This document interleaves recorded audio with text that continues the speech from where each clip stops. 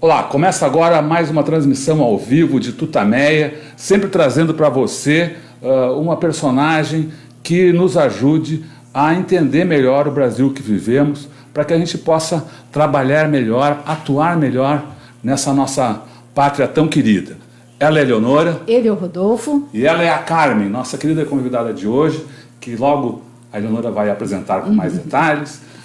Antes, porém, dessa apresentação, eu queria convidar você a participar do nosso programa, não só fazendo seus comentários, mas contribuindo para que essa mensagem, a experiência, a vivência da Carmen, que vai nos trazer aqui muitas informações sobre o movimento popular no Brasil, em São Paulo mais especificamente, você contribua para divulgar isso, compartilhando essa entrevista com as suas redes sociais, com seus amigos, e também visitando, se inscrevendo no nosso canal de vídeo no YouTube, cujo endereço é youtube.com/C/Eleonora e Rodolfo Lucena Tutameia. O Tutameia é escrito com letras maiúsculas. E visite sempre todo o nosso trabalho, fica ancorado no site Tutameia, que é tutameia.jor.br. Então, feitas essas palavras iniciais aqui, eu passo o microfone para a Eleonora para que ela nos apresente a Carmen. A Carmen também conte um pouco dessa história. Não vou deixar a Carmen se apresentar. A Carmen é uma baiana retada, como estava falando aqui, que está em São Paulo liderando um dos movimentos importantes de luta de moradia. E a gente quer conhecer a Carmen aqui, quer conhecer esse movimento e saber dos desafios que vocês estão enfrentando e como é que está essa luta no momento tão dramático da história do Brasil, né? Então, Carmen, quem é você? Você veio da Bahia, conte um pouco como é que é a sua família, como é que era a vida na Bahia, por que você decidiu vir para São Paulo? Quem é a Carmen Silva? Olá, pessoal, bom dia, obrigada, Eleonora. A Carmen Silva é uma mulher que, como muitas brasileiras, veio para São Paulo no momento de necessidade.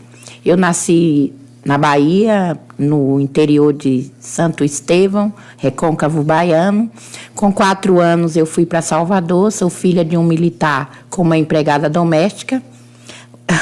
A Bahia, apesar de ser um estado muito conhecido pelas grandes festas, pelo carnaval, mas é um estado também muito machista, sexista, e nós, mulheres na Bahia, temos ainda aquele requisito dos coronéis, né? A mulher é criada para ser doméstica, para ser dona de casa.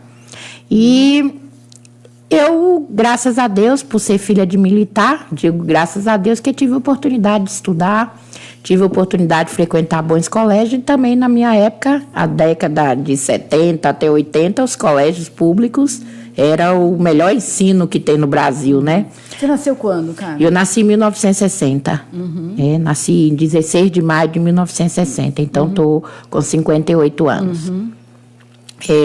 Eu casei muito nova, porque eu achava que casar seria a solução de me libertar, né? Me libertar de um pragmatismo de ficar dentro de casa. O pai, a gente estuda, mas não podia ir para balada, não podia sair. Tinha sempre aquela coisa. Então, como todo adolescente rebelde, vamos casar, vamos isso.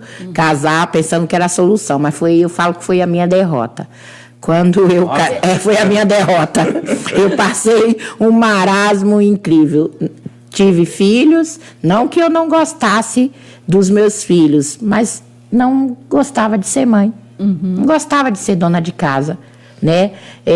Mas não gostava de ser dona de casa nem de ser mãe no sentido de viver reprimida. Que eu gostava de discutir política, gostava de participar da vida ativa, né? E isso foi me oprimindo. Então, sofria violência doméstica.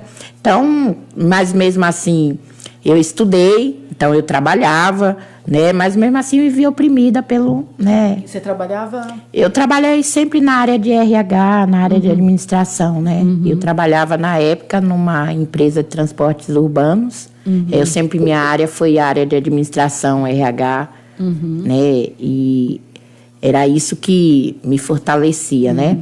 Mas teve uma época que eu bateu o desemprego. E quando bateu o desemprego, eu fiquei à mercê de ser aquela dona de casa ficava em casa só cuidando dos filhos e tal.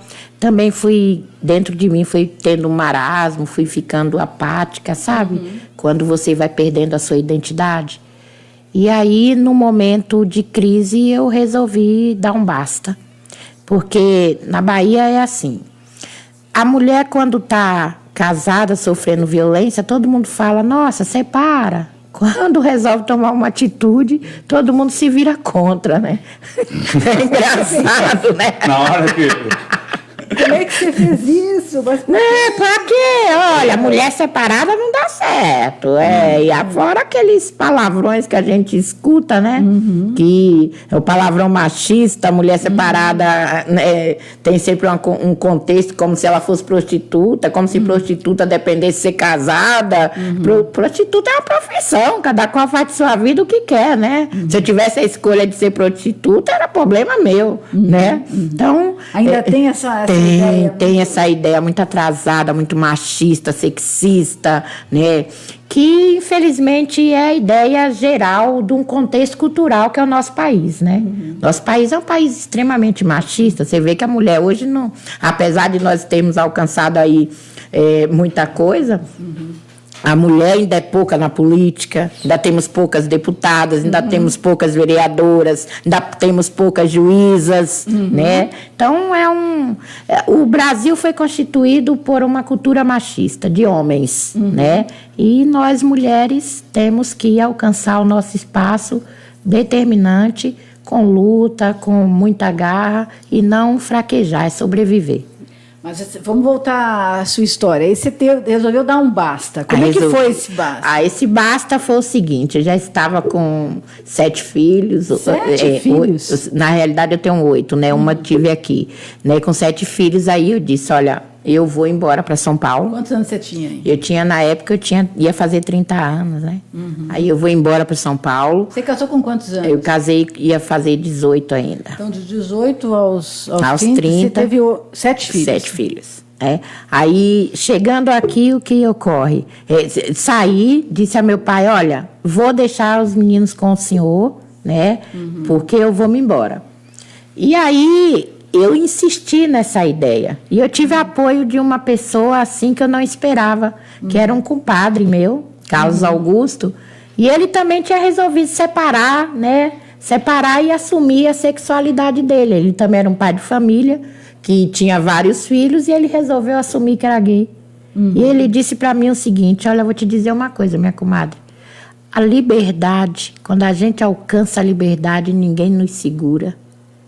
E naquele momento eu pensei que liberdade era só andar e sair, depois eu entendi o que ele quis me dizer, que era liberdade de se libertar de uma coisa pragmática, daquele eu sectário, né? E eu vim entender isso, tudo isso aqui. E aí, quando eu cheguei aqui em São Paulo, sofri muito. Por que você resolveu vir para São Paulo? Eu resolvi vir para São Paulo como todo brasileiro, né? Todo mundo que é minoria, sempre acha que no outro estado, principalmente um estado como São Paulo, que é uma das maiores capitais do mundo, a gente acha que vai ter tudo o que não tem no nosso estado, que é moradia, que é saúde, ter um bom emprego. Meu sonho era ter uma casa para trazer os meus filhos, ter um bom emprego, mas tudo isso tinha no meu estado. E hoje, na reflexão que eu faço, se eu tivesse a sabedoria, a vivência que eu tenho hoje, eu não sairia da Bahia. Não sairia porque escuta é um dever de Estado, né? Todo cidadão, toda minoria, e o Estado tem obrigação com seus cidadãos. E o cidadão tem obrigação de cobrar do Estado.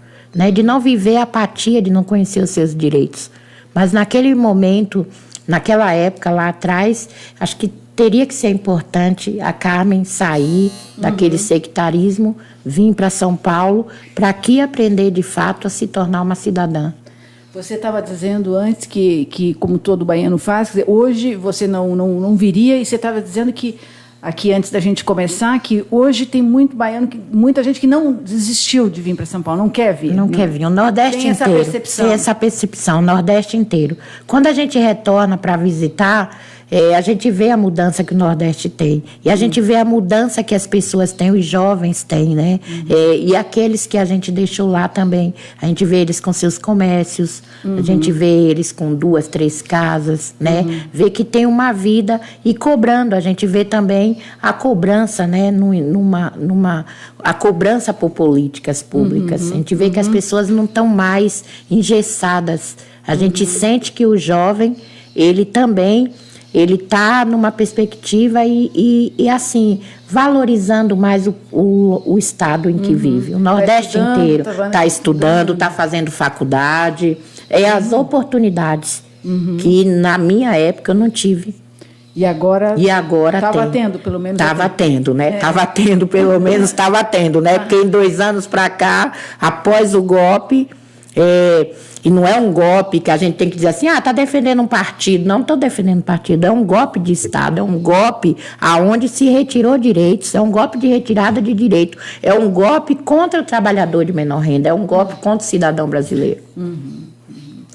Bom, e aí você vê, e vamos falar do golpe já. Né? Vamos continuar aqui com a história da Carmen, que deu um basta, então veio para São Paulo. Hoje ela estava contando que se fosse agora ela não faria isso, porque o Nordeste mudou, a Bahia mudou. Bahia mudou. E agora você chegou em São Paulo, e o que você fez? Cheguei em São Paulo, eu vim para casa de amigos, né? E vim com um pouco de dinheiro, porque tinha recebido uma indenização de uma empresa. Na época estava se lançando seguro-desemprego, foi uma farra, né? Era uma farra, o primeiro seguro-desemprego, que não se tinha isso, né?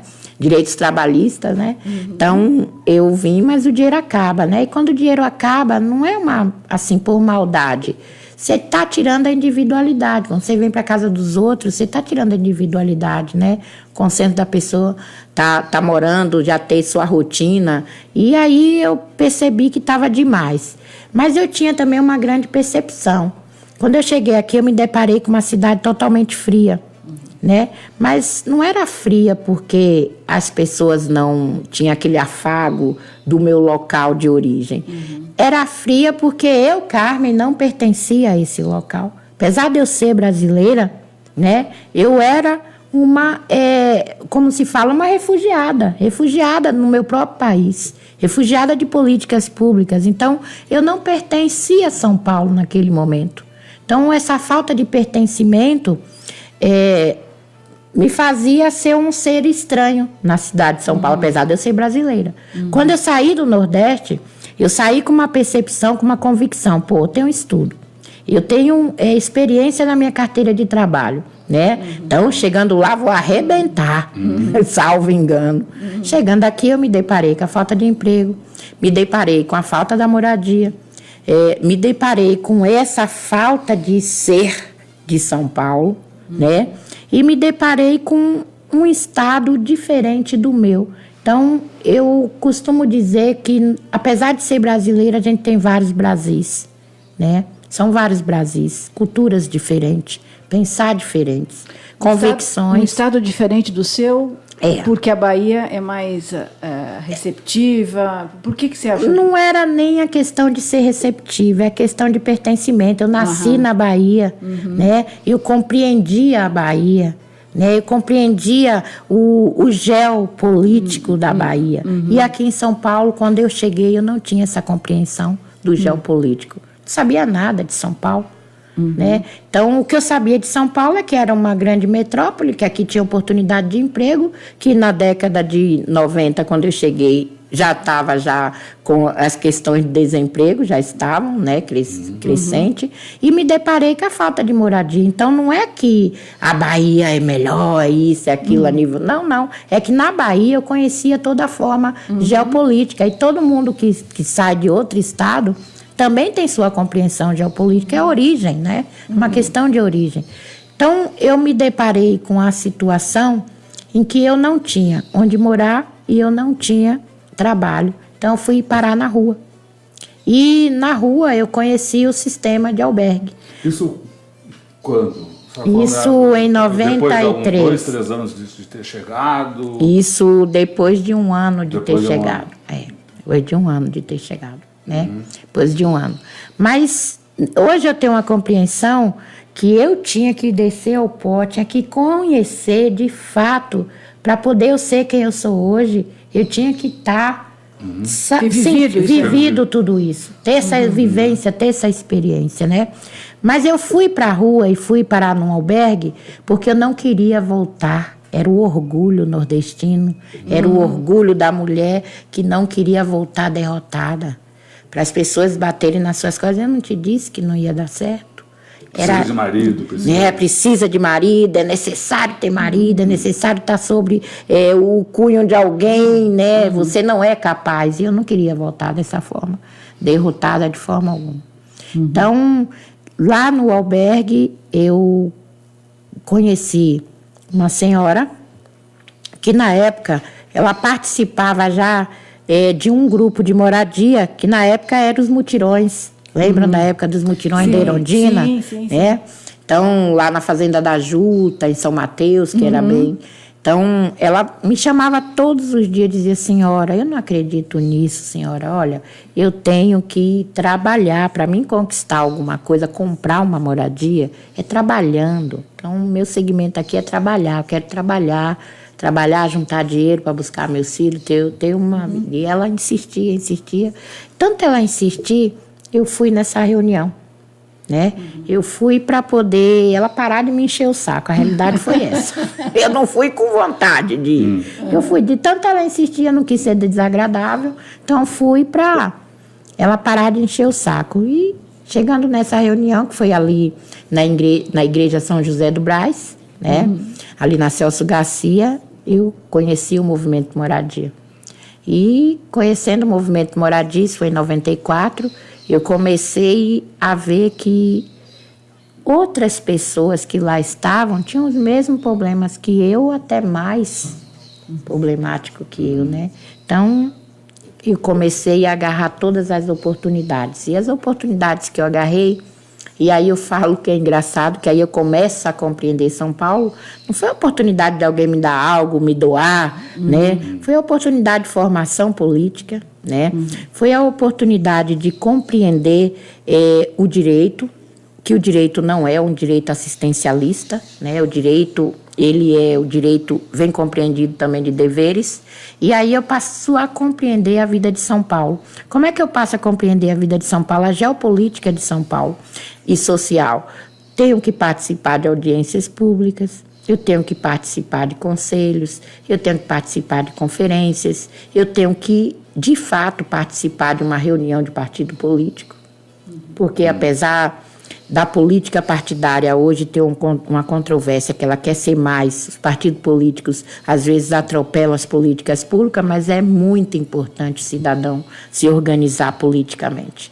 Que a política, desde que a gente acorda, já está girando política, né? Então aí começa o momento em que Carmen Silva morre, a individualista, né? Aquela que estava no pensar, é o meu, é para mim, é para meus filhos, eu vou fazer, é eu, e começa a ver que existem outras pessoas, outros que também têm os mesmos problemas e que também necessitam, né, tá organizado, tá unido, né? Que se nós não estivéssemos organizados, a gente não conquista.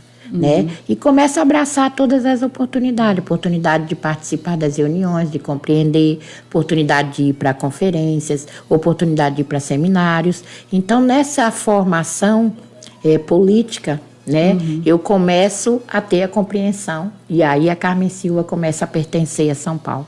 Eu já não vejo São Paulo como uma cidade fria, todo mundo apressado, não, muito pelo contrário, começa a compreender até a parte cidadã de São Paulo, né? E também a parte política de São Paulo.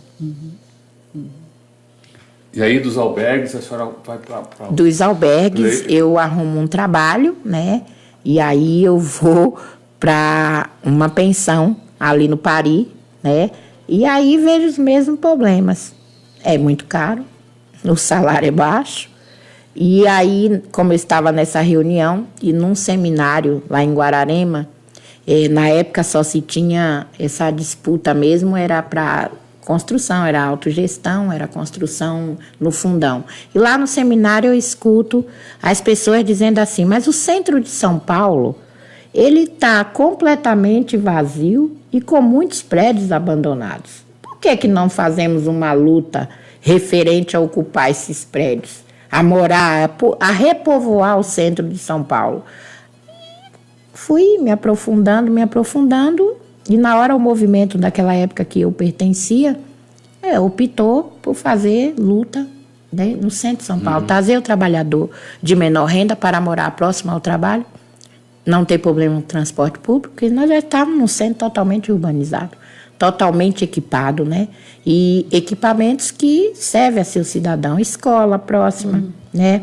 Era brigar por mais creche, mas já tinha, transporte, o emprego, porque o patrão nunca quer dar duas conduções, né? E outra, você morando no bairros afastados, periféricos, passava 2, 3 horas dentro de um ônibus, né? Nós não tínhamos ainda os corredores de ônibus, né? O transporte público da cidade de São Paulo é muito complexo, é muito limitado, né? Tem suas limitações, percurso, tem limitações também de ser um bom transporte público.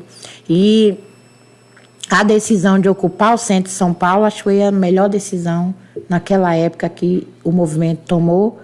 E hoje, atualmente, a gente prova que é viável, é possível sim, né? Que a moradia ela tem que estar sempre no local onde o cidadão, o morador, possa efetuar o seu trabalho, ter acesso, né, a todos os equipamentos públicos. Então, em 1997, eu fiz a minha primeira ocupação em maio de 97, mas eu ainda não podia morar, porque eu tinha pouco tempo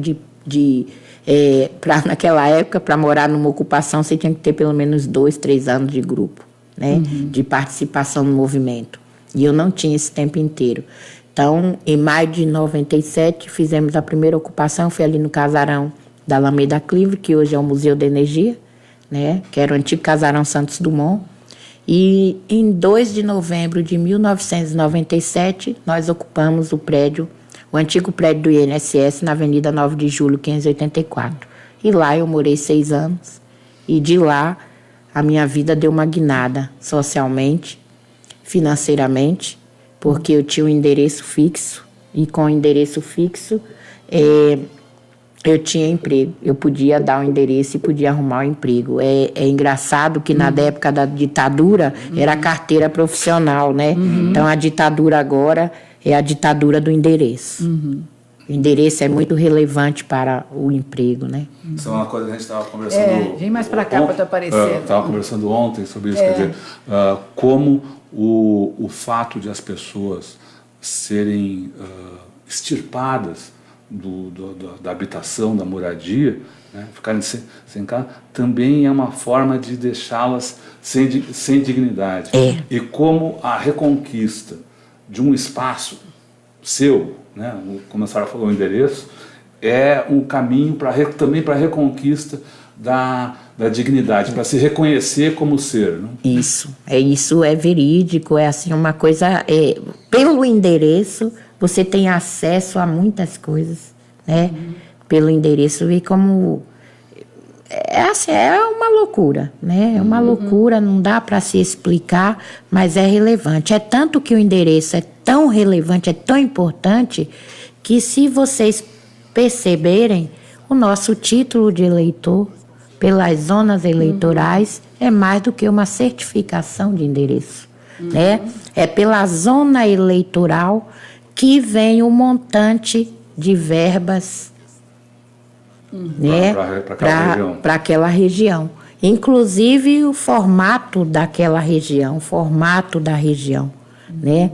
Eu digo isso porque na região central, quando nós começamos as ocupações, nós trouxemos um montante de muita gente para morar no centro, né? Por exemplo, bairros como a Bela Vista, hoje tem cerca de quase 70 mil famílias morando, né? Nós temos o distrito da Sé, que é composto por vários bairros, e ele vai crescendo. Então, nós 70 mil famílias no total? Na Bela Vista. Tem ocupações? Não. Total. No total de quem mora na Bela Vista, né? Um total, isso é o censo da Bela Vista, o bairro do distrito Bela Vista, né? Então, você vê que, pelo título de eleitor, as zonas eleitorais também vai aumentando conforme vai chegando as pessoas, né? Então, o título de eleitor é uma forma também que o governo tem de ser um censo. TRE, na realidade, faz um censo para ver quantos cidadãos estão naquela região, né? Bom, e aí você... Eu imagino que tenha sido muito difícil organizar esse movimento, porque são pessoas... Tem histórias. Pois é, cada história. Queria que você falasse porque uma coisa é organizar num sindicato, numa estrutura mais organizada, aí há uma dificuldade, eu acho, muito mais forte. Quando eu cheguei no movimento, eu era uma participante por necessidade, né? E aí, à medida que eu fui me aprofundando, participando de reuniões, deixando claro, tendo a minha participação, a coordenadora do grupo fala assim, quem quer me ajudar? Eu disse eu, né? Ajudar a organizar o grupo, organizar a estar falando, fazendo a chamada, pegando a presença. E aí nós vamos ajudando. E quando eu fui para a ocupação, que eu fui morar na ocupação, lá também foi necessário ter uma coordenação, né? E essa coordenação era uma coordenação de organização, para estar organizando a ocupação. Mas também eu ia participando das reuniões fora e formando novos grupos. Então, toda aquela parte ideológica que o movimento na época passava para nós, a gente ia pregando e multiplicando para outros, que o formato do movimento social é formar multiplicadores. Um bom líder, ele tem que formar nova liderança, né? Então, nós tivemos uma divergência. Porque dentro da ocupação foi engraçado que aí a gente começa a conviver. E nessa convivência vai se conhecendo, né? E nesse conhecimento, aquilo que era pregado ideologicamente, lá na convivência a gente não via isso. Então nós somos, como novo, vai surgindo aquele rompete, não, isso está injusto, a gente vai dizendo, não, isso tá errado, não foi isso que nós aprendemos. E aí vai surgindo essa dissidência, e aí nasce dessa dissidência a gente criou o movimento do qual hoje eu lidero, que é o MSTC, Movimento Sem Teto do Centro. Por divergência. Não é a Frente de Luta por Moradia? A Frente de Luta, ela é um guarda-chuva que agrega vários movimentos. Então, eu lidero... Eu botei aqui na legenda. Calma. Aí o MSTC nasce e em 2001 nós também pegamos alguns movimentos que não estavam satisfeitos com a frente em que estavam e nós fundamos a Frente de Luta por Moradia. Então, a Frente de Luta por Moradia hoje tem 13 movimentos agregados, 13 movimentos, tá? São todos eles de grupos que atuam na região central? Não, toda a região, toda São Paulo. Na cidade de São Paulo? Na cidade de São Paulo. E nós já estamos também criando a Frente Nacional. Nós já estamos agregando pessoas no Rio Grande do outros movimentos Rio Grande do Sul, Pará, que a ideia é expandir nacionalmente, porque os movimentos sociais, eles têm que participar de todas as esferas, né? Tanto no âmbito municipal, estadual e nacional. A gente tem que participar dos conselhos, né? Para poder você fazer gestão e discutir a política habitacional em todos os seus âmbitos. Então, deixa eu entender, quer dizer, tem uma multiplicidade de movimentos brigando por moradia no Brasil. Tem os que fazem ocupações de prédios, os que fazem ocupações de terreno. A gente viu aqui, o Boulos esteve aqui, o movimento Boulos, por exemplo, ele faz ocupações de terreno. De terrenos, grandes glebas. Isso, e vocês fazem ocupações de prédios. Tem uma diferença importante aí, porque essa... Eu acho que a diferença ela é física só, né? Por que nós escolhemos ocupar a região central? por estar próximo de vários equipamentos. Não que a pessoa também não tenha o direito de escolher morar em outros, mas há uma coisa que nos une.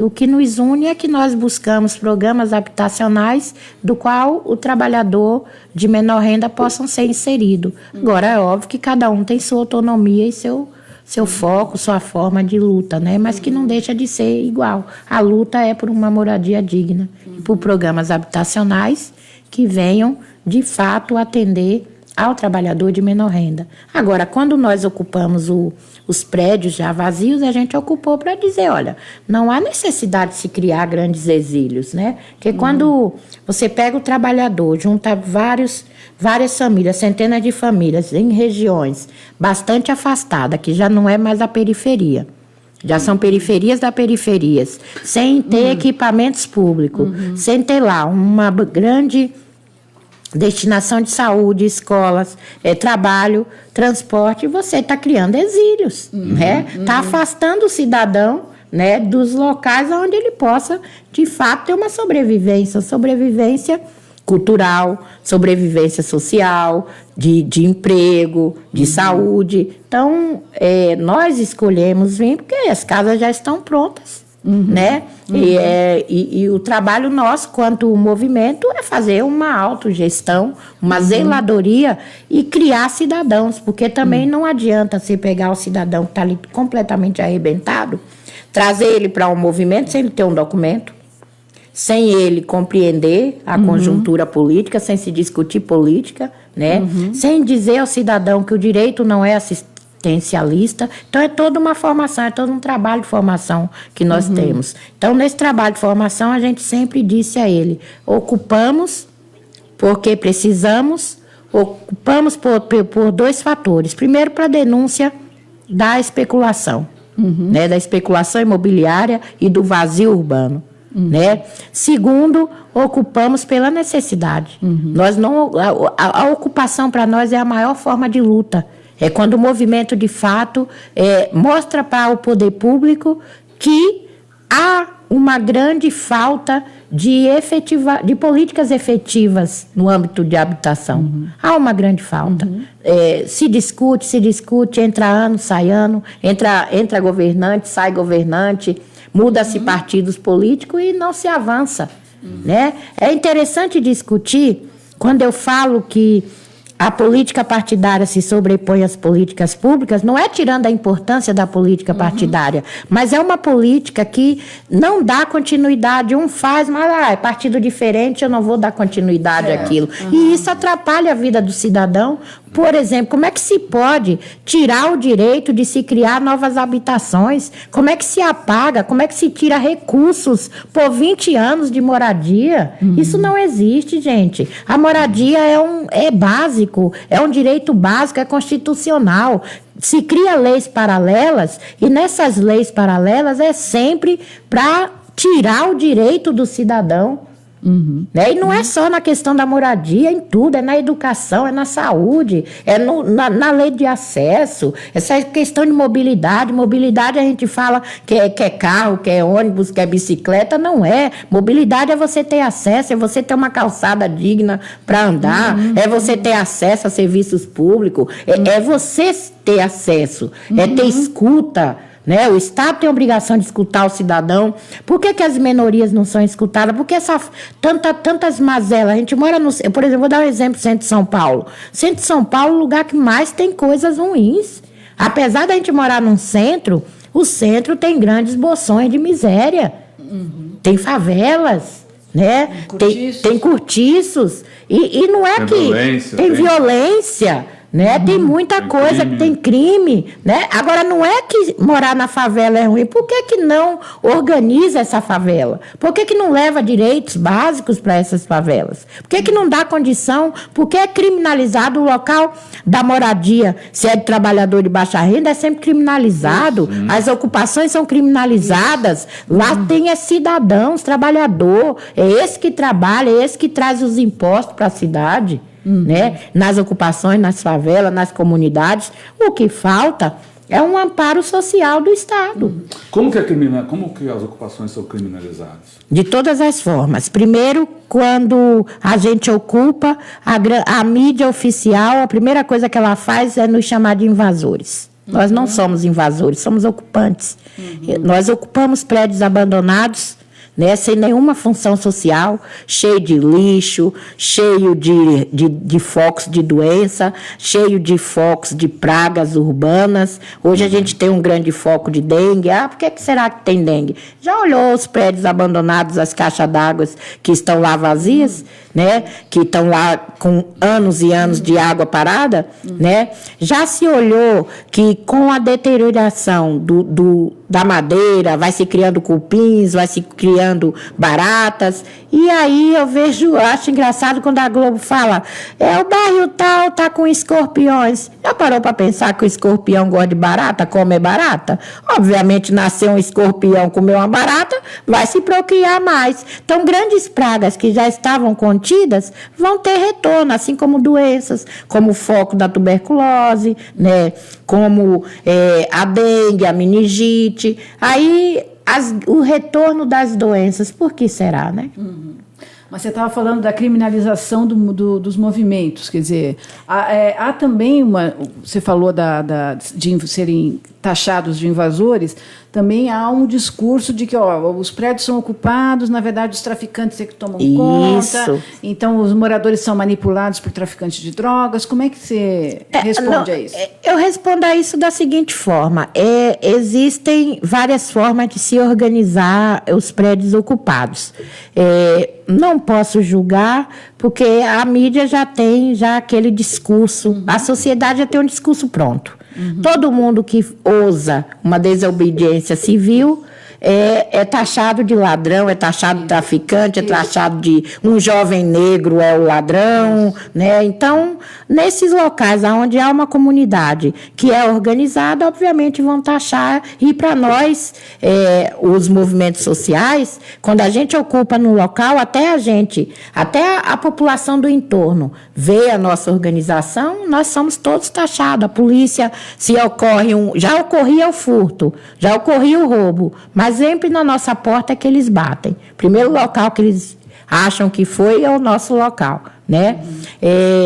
Então, a criminalização, ela vem de todas as formas, por uma sociedade que tem medo, é uma sociedade que vive nos seus muros, para dentro, com medo da violência, né? Com medo de denunciar a falta, né, de políticas públicas, não ousa fazer a denúncia, e quando a gente ousa fazer tudo isso, tudo que é ruim vem para cima de nós. Isso é a criminalização dos movimentos sociais em todas as formas. Até dizer que a gente quer ocupar prédio dos outros é engraçado. O prédio está lá abandonado, ninguém reivindica nada, ninguém fala nada. É o movimento ocupar, aparece proprietário, aparece gente dizendo que está errado. E por que largou abandonado? Por que o Estado não cobra? Não, são grandes devedores de imposto. Quem está ilegal não somos nós que fomos ali da função social. Quem está ilegal é quem abandona suas propriedades. Se abandonou é porque não quer. Só ainda... complementando a pergunta da Leonora, outra acusação que costumeiramente é feita aos movimentos é que, na verdade, não são movimentos populares, que são movimentos que têm barões que exploram o povo sem casa e que cobram aluguéis, e que, enfim, é um baronato que domina tudo isso, apenas para explorar o povo pobre sem informação. Esse é o tema de agora, né? Depois que houve a tragédia do incêndio, né? Que era uma tragédia já anunciada. Então, o discurso do governo, o discurso da mídia é sempre esse, né? Mas vou dar um exemplo.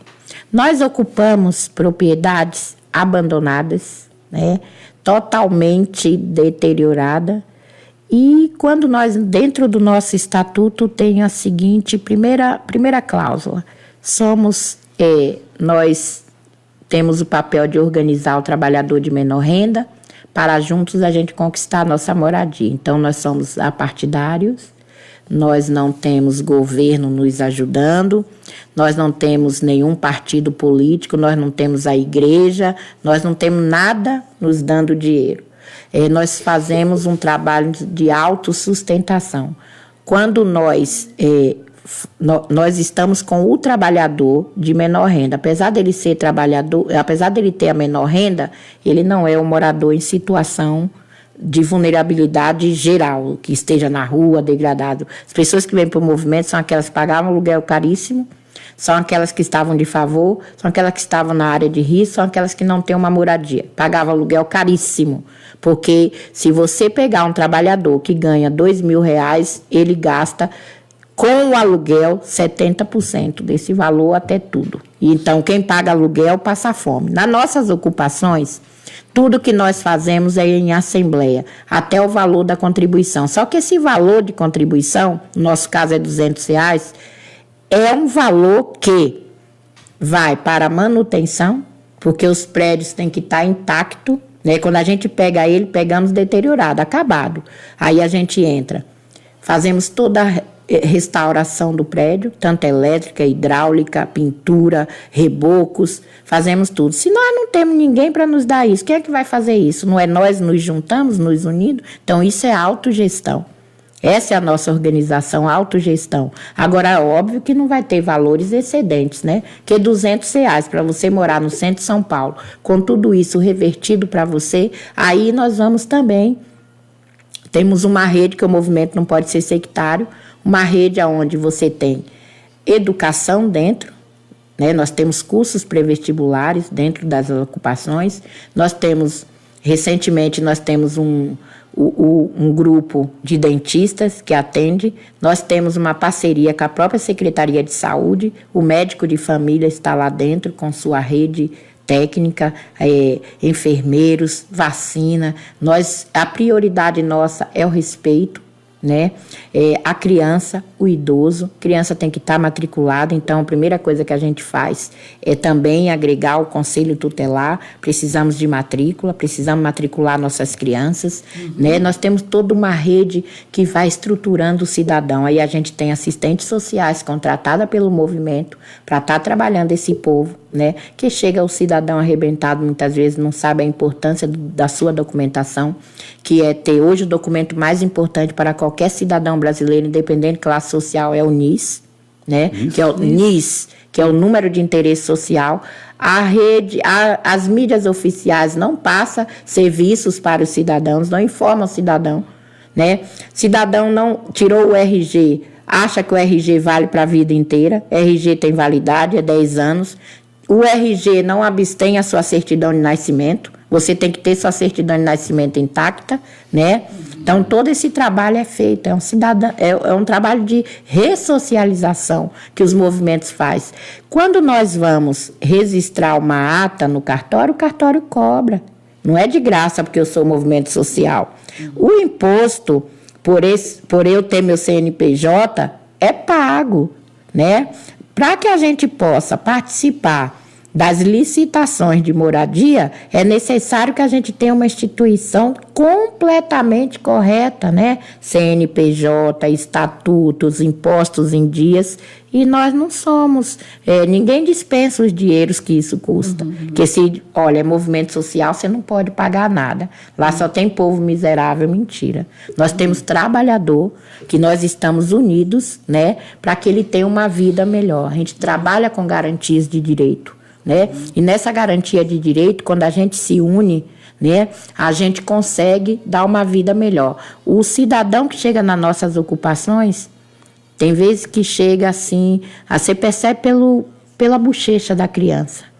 As crianças começam a ter uma bochecha rosada, porque elas comem, né? O cidadão que paga aluguel não come. Então, onde há exploração, são nos cortiços, nos grandes valores das taxas de aluguéis altíssimas e nos próprios condomínios da classe média que pagam valor orbitante de condomínio e muitas vezes vocês não vê o serviço esse valor, aluguel para a vida inteira e você não vê devolvido para você. Nós temos uma contribuição de R$200 morando no centro de São Paulo, até se for na Zona Leste ou na Norte ou na Sul, mas aquecido de vários serviços que nós fazemos um papel onde a gente presta conta, né? Esse dinheiro é prestado conta. Se nós vamos ter algo a mais que isso, chamamos em assembleia, tá?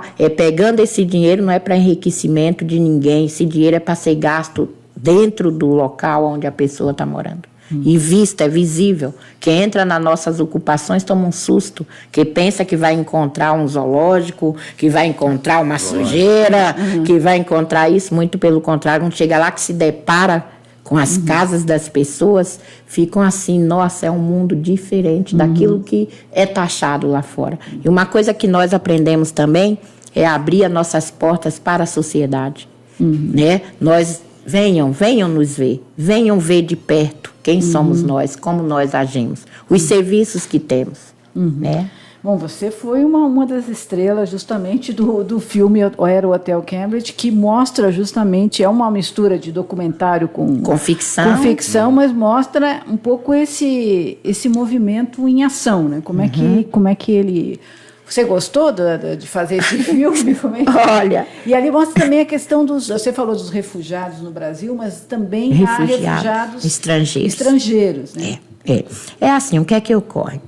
Vou falar um pouco dos refugiados. Fala. Tá? Não só do som aí. É o meu telefone, né? Tudo bem. Será que está atrapalhando? Não, tudo bem. Tá. É assim.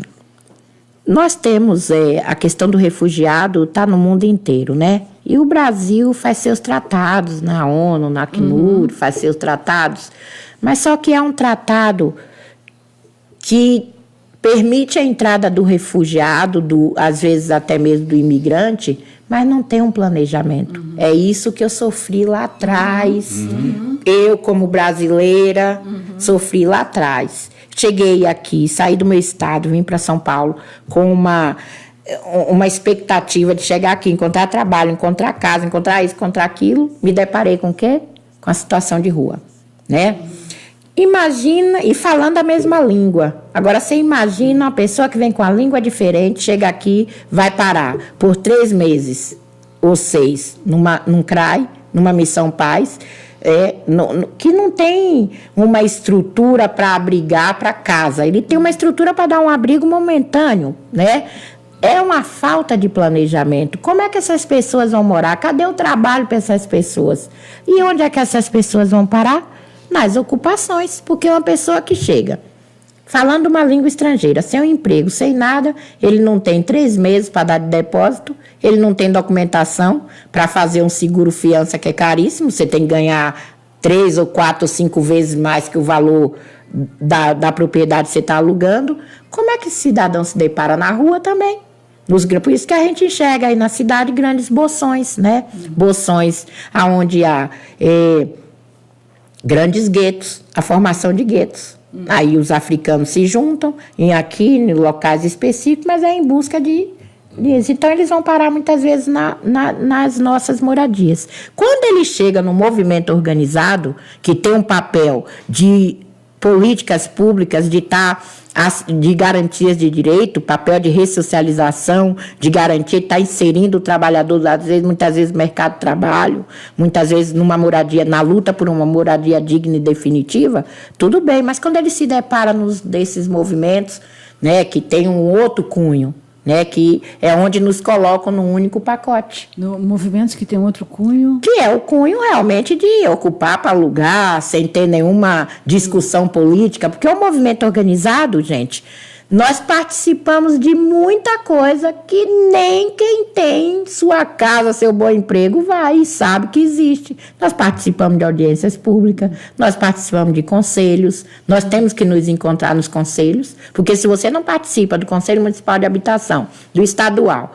do Nacional, ou então do Conselho de Desenvolvimento Urbano, como é que você vai compreender a cidade? Como é que você vai compreender o que é ZEIS? se você não participa de uma discussão de plano diretor, das operações, né, das operações urbanas, aonde vai se mudar as EIs, aonde vai se mudar os parques, aonde vai se mudar os bairros baixos. Vou dar um exemplo aqui onde eu estou em Sumaré. Você já pensou se você não participa das discussões que há de política habitacional para Sumaré, para bairros que são bairros baixos? Daqui a pouco você vê sua casa comprimida por um prédio de 30 andares, por 2 ou 3 prédios, você só ali no meio. Então, essas discussões, que é isso que eu disse, que eu comecei a pertencer a São Paulo, quando eu comecei a participar a participação popular junto ao poder público, é nossa obrigação. Então, os movimentos organizados participam disso tudo. Participa, como é que pode fazer gestão habitacional se ele não sabe, não tem um marco, né? Não tem um princípio. E tem movimentos de ocupação que não fazem isso. Justamente, são aqueles movimentos que não são organizados, né? São aqueles, a gente chama de movimento não organizado porque não participa das mesmas plateias de discussões políticas habitacionais que nós participamos. Que nós participamos junto ao governo. Junto ao poder público, nós não participamos de nenhuma discussão da nossa cabeça. Quando a gente se une para participar das nossas conferências, dos nossos seminários, né, entre os movimentos, é para elaborar propostas habitacionais, mas para apresentação ao governo. Quando nós estamos no locais de discussões políticas, são locais que está também a participação do poder público junto. Agora, ao fazer tudo isso, os movimentos não, de certa forma, aliviam a situação para o poder público, quer dizer, ocupam uma ação que deveria ser reivindicada do poder público? É assim, nós fazemos o papel do Estado, isso é relevante. A gente prepara o cidadão para financiar uma casa, prepara o cidadão para participar de um programa habitacional, e não só do programa habitacional, porque a casa não pode ser vista como um cubo, como um quadrado, onde a pessoa entra e sai. Para se ter moradia, tem que ter equipamentos públicos também. Tem que ter transporte, tem que ter saúde, tem que ter educação, tem que ter cultura, porque o cidadão tem que estar, a cultura é muito relevante para a vida de um cidadão. A pessoa tem que ter lazer. Então, são um conjunto de políticas públicas que é dever do Estado e que nós, cidadãos, temos o dever também de participar, zelar, né, e compreender. Tá? Então, nós fazemos o papel do Estado, muitas vezes, mas não que queremos ser a parte do Estado. Muito pelo contrário, nós somos parte do Estado. Agora, fazemos o papel, né, relevante, porque hoje morando na região central, 4.000 e poucas pessoas, famílias, né, dentro das ocupações. Isso é o censo de quem foi localizado, né, porque tem muito mais gente morando. Dessas 4.000 e tantas famílias... Aqui na região central, só na região central. Sob o guarda-chuva desses 13 movimentos que a senhora falou. Isso é um alívio. Cidadão trabalha próximo onde mora, cidadão estuda próximo onde mora, frequenta o UBS de onde mora, né? Então, tem todos os dados que se cruzam, né? Então, isso as moradias insurgentes, né? Elas dão um alívio muito grande para as famílias. Ela consegue juntar um dinheiro, ela consegue entrar no financiamento, melhora de vida. Moradias insurgentes. Agora, com tudo, você tem tudo isso de bom, por que o Estado persegue esses movimentos? A gente vê, a senhora falou do movimento do Rio Grande do Sul, eu tenho muita informação sobre aquela ocupação Lanceiros Negros. Lanceiros Negros, tive lá. Há muitos anos, lá em Infelizmente foi reintegrada. Foi brutalmente atacada pela prefeitura, pelo atual prefeito, o Amando, do atual prefeito lá de Porto Alegre. Quer dizer, por que acontece... enfim, a pergunta é essa. Faz tanta coisa de bom, por que é atacada pelo Estado? Primeiro que a questão é partidária, né? Eu tenho um pensar, acho que tem alguém que pode me acompanhar também, mas vejam bem, onde se tem gente organizada, politizada, que não é adestrada, que consegue discutir política e cobrar programas políticos que vêm atender a garantia de direito. Não é bom para o Estado, né? Não é bom para o governo, né? Então, há uma forma também de se afastar, deixar afastado. Um outro ponto também é que os grandes centros urbanos, como lá está localizado a Lanceiros Negro, é um ponto estratégico, um ponto muito de referência. Centro. Então, o centro ele é abandonado estrategicamente, né? Para depois ele ser valorizado. Nós temos uma política no Brasil que valoriza a propriedade, mas não valoriza o ser humano. Então, as propriedades, as grandes riquezas são taxadas com propriedades. Quem mais tem dinheiro, mais propriedades tem. Essas propriedades ficam fechadas, abandonadas e valorizam. Isso que é... Ao invés de perder o valor, valoriza, né? Então, ela está ali guardada e quando o movimento resolve ocupar essas propriedades, está fazendo essa denúncia e está empatando capital financeiro e imobiliário, né? A gente teve há alguns meses essa tragédia no centro de São Paulo, aquele incêndio. Tragédia, não sei se é a melhor palavra. Enfim, foi terrível o que aconteceu lá. Terrível. E as pessoas ficaram desabrigadas. E foi uma coisa no centro da cidade mais rica da América do Sul, América Latina, um desastre dessas proporções. Que mudou alguma coisa depois disso? O que está acontecendo ali no Paissandu?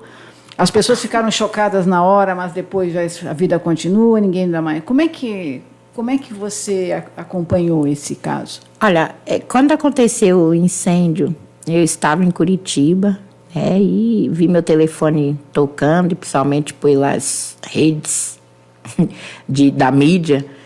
Meu Deus, o que está acontecendo? E aí começaram a me ligar e eu disse, eu não vou dar entrevista, que eu não estou em São Paulo, não sei o que acontece, mas me desesperei, quis vir logo embora. O que é que ocorre?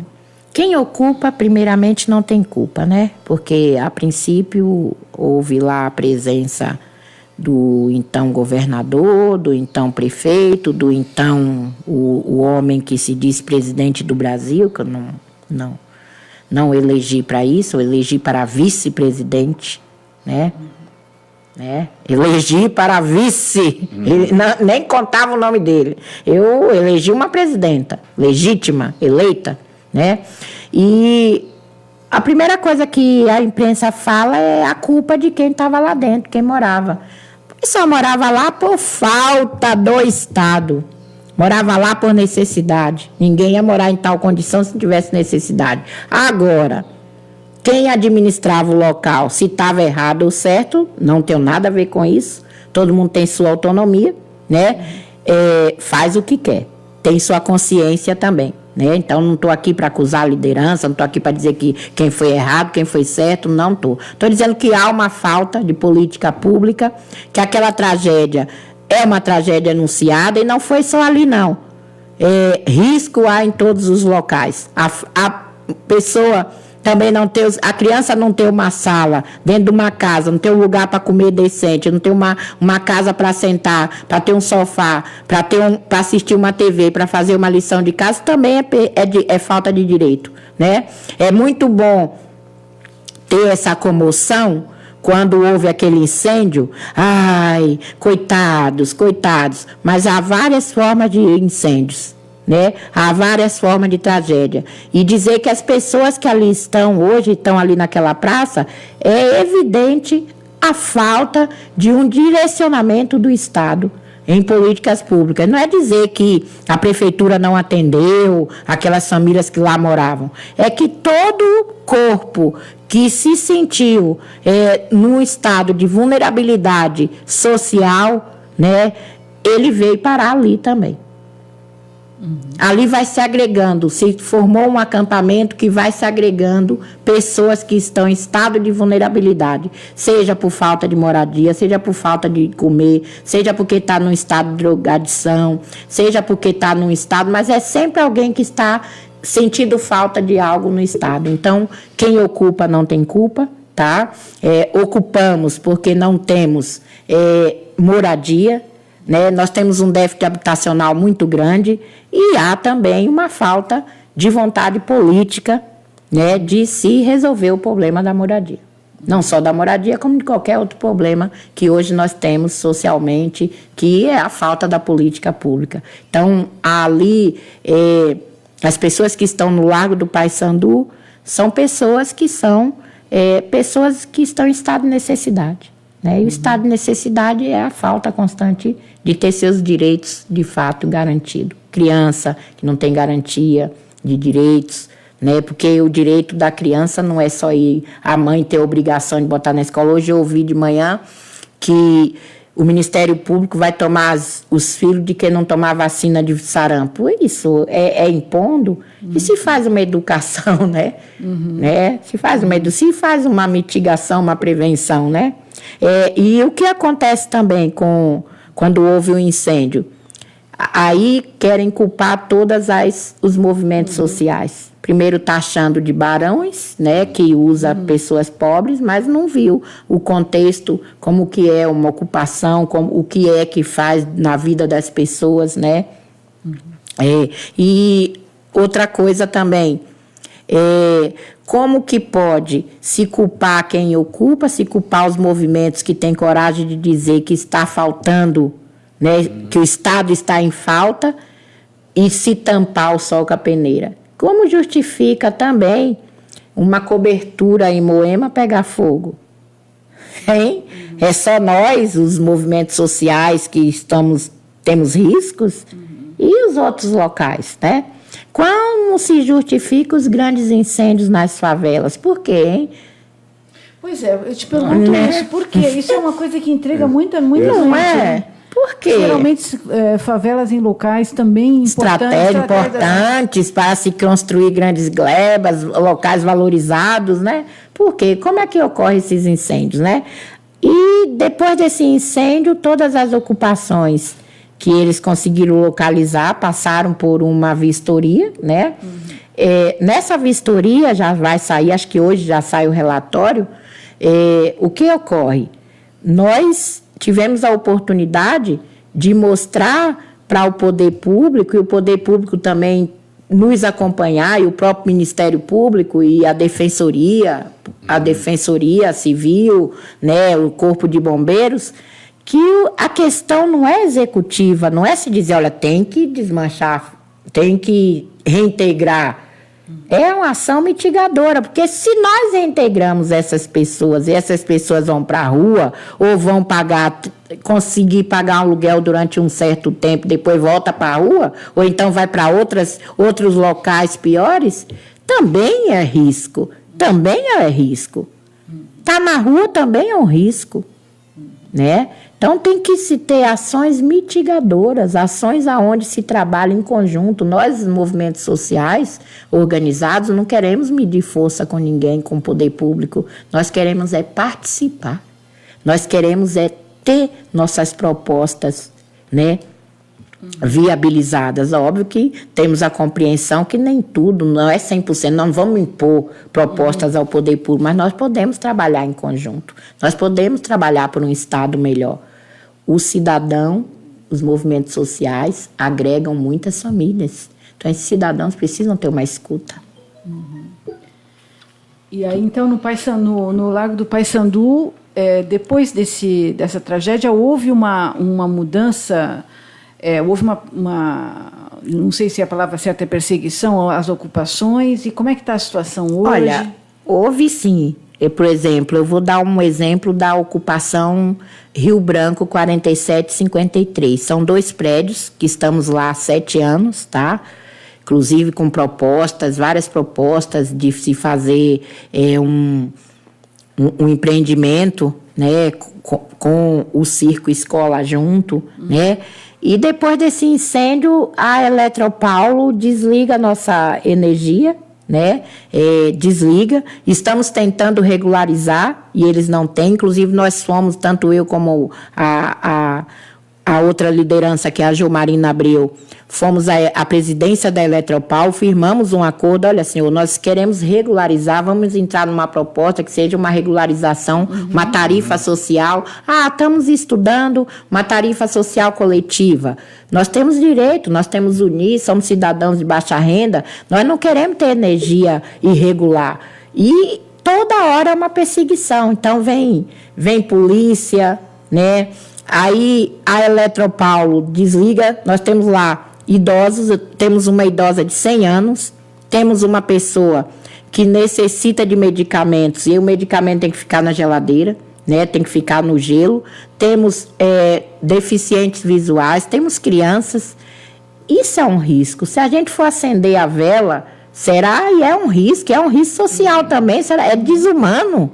Uma concessionária que era brasileira, já é o segundo dono, né? Depois da primeira privatização, a ANEEL já é a segunda empresa que compra a Eletropaulo, porque dá lucro. Nossa energia dá lucro. Nós não queremos viver sem pagar, mas é eles que não nos dão condição.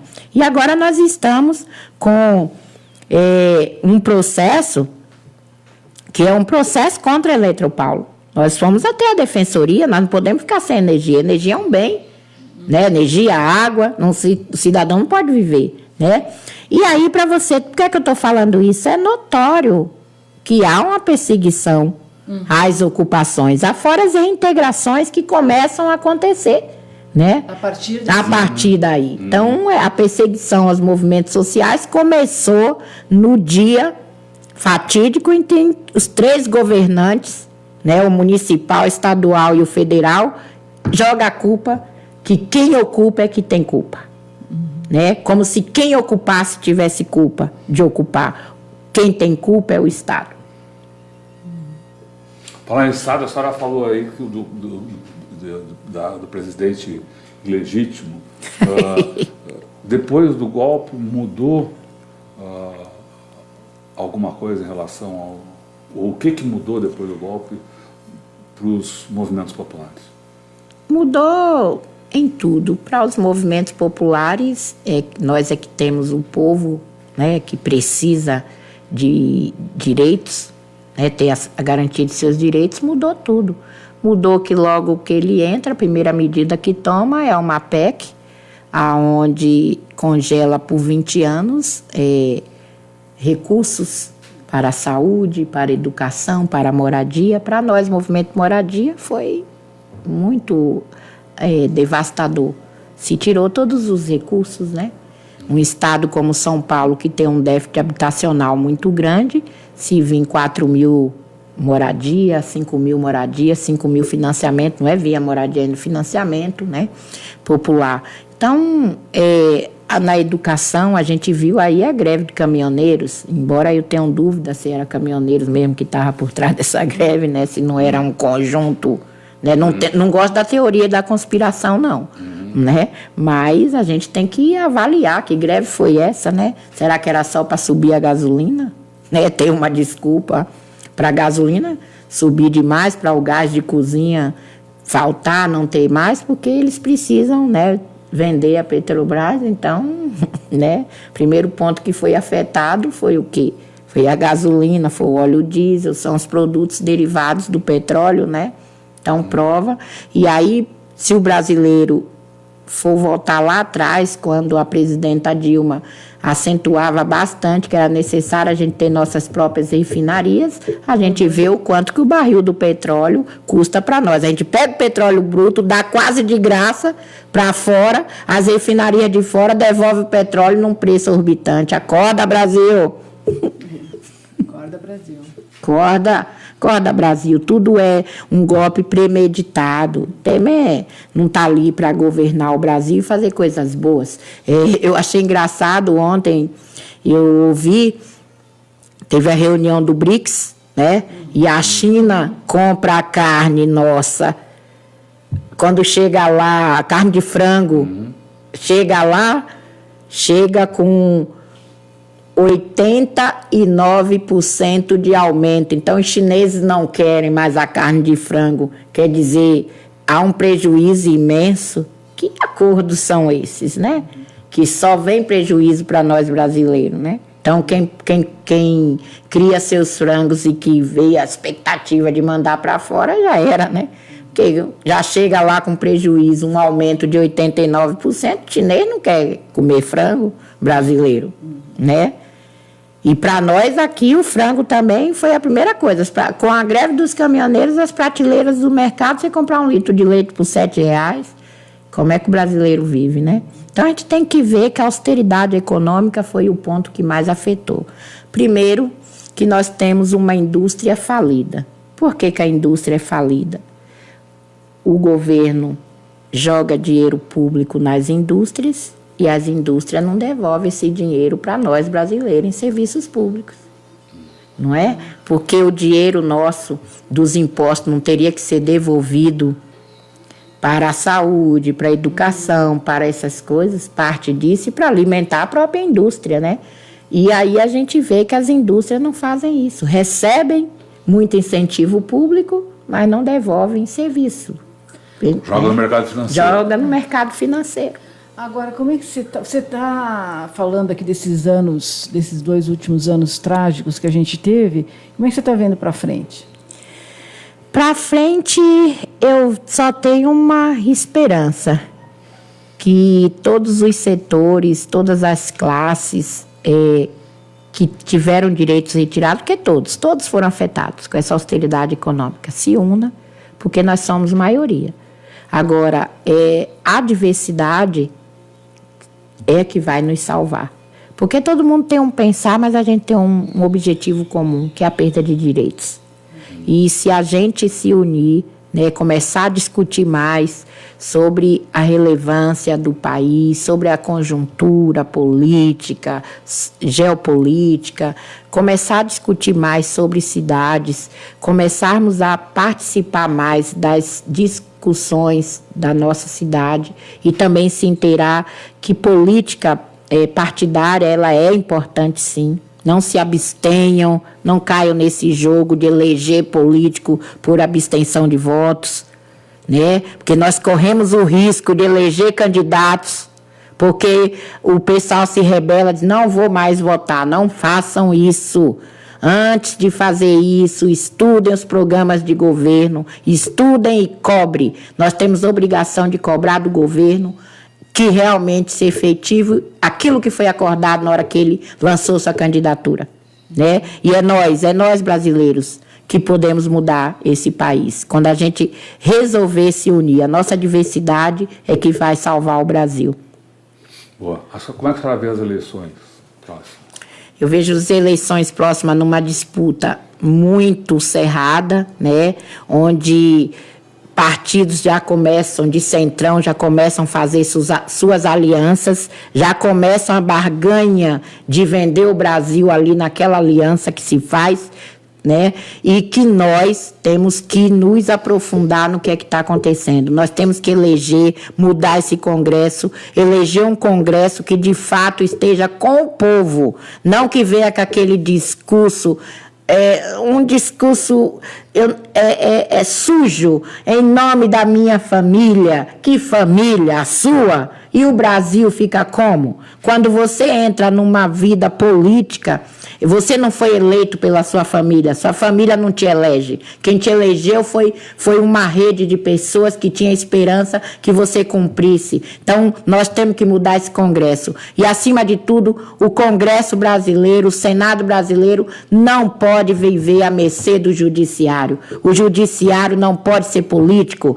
O Judiciário é para fazer justiça. Então, nós não podemos ter um Judiciário que impõe a política, né, aos partidos políticos. Então, brasileiro tem que acordar também para isso e eleger um Congresso que vá tratar também de tratar o Brasil como político mesmo. Não tratar o político é complexo, né? Político não se resume a um pequeno núcleo. Político se resume ao Estado brasileiro em geral. A senhora nos contou que teve lá no acampamento, que foi prestar solidariedade ao presidente Lula na prisão em Curitiba, com Sim. a senhora e mais um grupo de pessoal aí do movimento do Sem Teto. E que a senhora teve lá no dia 8, no domingo, dia 8, quando surgiu a cogitação da possibilidade da libertação do presidente Lula. O que aconteceu lá por volta do meio-dia? Você estava contando para ele. Olha, eu tenho uma crítica a fazer sobre isso, porque o Paulo Teixeira, o Pimenta, o Rosinha, os deputados já estavam lá na Polícia Federal desde 8 horas da manhã. E eu, sinceramente, só vim saber dessa cogitação meio-dia pela UO, né? Nem acreditei. E logo que a UO foi falando, que foi assim muito gratificante, a gente via os curitibanos chegando, né? E a gente chegando todos os espaços, todos os cantos, ia chegando gente, e aí anunciava, tem tanto tempo para sair, tem 1 hora, cadê? E foi se criando um movimento forte ali. A gente viu que todo mundo estava unido num único objetivo. E aí a gente quebrou muitos paradigmas. Por quê? Quando você chega no acampamento Olga Benário, algumas casas já tem uma faixa amarela, já ali determinando. Aqui você não pode sentar na calçada, aqui você não pode pisar na grama, porque esses aqui são contra nós. Então, é a disputa já de classes, né? E achei aquilo absurdo. A rua é pública, a calçada é pública, né? Nós podemos sentar, entrar onde a gente quiser, onde pisar, não posso entrar na casa da pessoa, né? Se ela está ocupada, se ela tem uma função social também, né? Aí a gente não pode entrar. E o que foi muito bom é que a gente viu que as pessoas saem com a vontade de militar, é um exercício de cidadania. Eu não fui lá por conta do lulismo, eu não sou lulista. Eu fui lá porque Lula é um preso político. Lula representa a democracia. Nós temos o direito à democracia. Democracia são vários pensares, são várias ideias. Não posso viver sobre o jugo de uma única ideia, de uma única réplica. Não, nós somos vários, somos milhões. Então, nós temos cada um com pensar diferente. Então, democracia é isso. Então, ir a Curitiba é defender a democracia brasileira. Lula é um preso político, porque se realmente o judiciário quer fazer uma lavagem, né, lavagem do Lava Jato, por que Aécio Neves está solto? Por que os Perrelas estão soltos, né? Por que a gente não ouve mais falar em Cunha? Né? Por que se o Gedel vai ser solto? Por que o Gedel não tem a mesma tratativa que o Lula teve? Por que o Temer, com as denúncias do Porto de Santos, está solto? Se a gente for ver relevância de denúncias, por que não se investiga para onde vai? Quer que a Alstom devolver um dinheiro, está tudo quieto. Se a gente for ver denúncias, por que essas delações são sempre assim, premiadas? Premiadas mesmo, que o Odebrecht já está aí de volta, fazendo túneis, né? Nossa, né? Engraçado isso, né? Por que só Lula preso por um triplex, que para nós a gente chama de 2, Minha Casa Minha Vida, né? Que foi provado que não houve reforma alguma, né? Se tem lá as notas que não tem reforma, o Boulos, quando entrou lá, provou que nunca teve reforma. Por que não se faz a justiça no Brasil partindo de um princípio que não se pode punir a um único partido? E por que vê essa devasta também em cima dos movimentos sociais, né? Porque a base, ela tem que ser atingida, e se não tomarmos cuidado, a gente volta 60, 70, onde se caçava os partidos políticos, né? Não estou de acordo com o que alguns segmentos do judiciário querem, então vamos caçar esse partido. Então nós temos que tomar cuidado para que a ditadura nossa é branca, a escravidão nossa é uma escravidão branca, né? Se tira o quê? Direitos da CLT. Hoje o trabalho é um trabalho impertinente, né? Se tira direitos, né? Um Brasil que se tira, que se aprova retiradas de direito, é um Brasil que tem de volta a segmentação da escravidão. A nossa escravidão, as nossas correntes são invisíveis. E se nós não tomarmos cuidado, a gente não vai se livrar desses grilhões. E os grilhões, A gente só vai se livrar quando o brasileiro começar, em todas as bases, em todas as esferas, em todas as classes, a discutir política de todas as formas. E verificar que a política partidária, ela é muito importante, né? Muito bem. Acho que é isso, né? É isso. A gente vai concluindo aqui, agradecendo essas considerações, pensamentos, essas reflexões, esse convite à ação que a Carmen Silva faz aqui para todos nós, né?